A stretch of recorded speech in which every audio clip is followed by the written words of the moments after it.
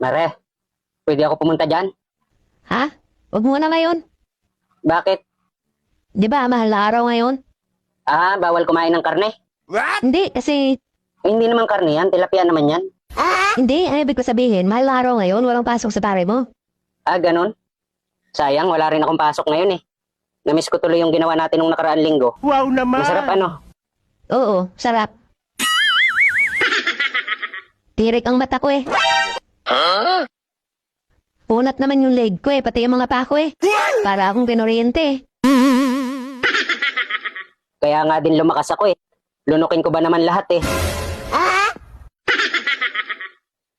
Talaga? Nilunok mo lahat? Oo, ang dami nga eh. Kulang na lang gamitan ko ng straw na soft drinks eh. Ganon? E di nabusog ka. Oo naman, lumakas pati. Para akong uminom ng magic beans eh. 1 linggo pala tayong hindi magkikita. E di maiipon to. Sa sunod na linggo, punuin ko talaga yung tangke mo.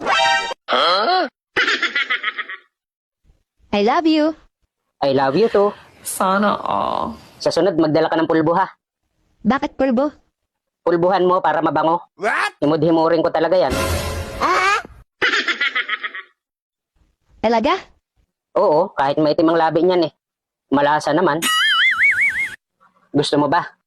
Oo, sino ba namang aayaw? Sa sarap na yun? Di ko makakalimut-limutan eh. Wow naman! Nung unang labas, anong pakiramdam mo? Awas-awas ano? Ramdam mo? Oo talap. Talap talaga yun. Sagad ba naman eh. Bulbok nga ang puno eh. Pagbunot, parang nagbukas ng lata ng kondensada eh. Oo nga. Agos naman eh, parang gripo. Kalat sa banigay ano. Oo, sago-sago naman eh. Parang buko salad eh. Pinaghandaan mo talaga ako ano? Oo. Ngayon nga, marami na uling stock eh. Talaga? Oo, nag-ipon na ako ng marami. Hindi na ito sago-sago.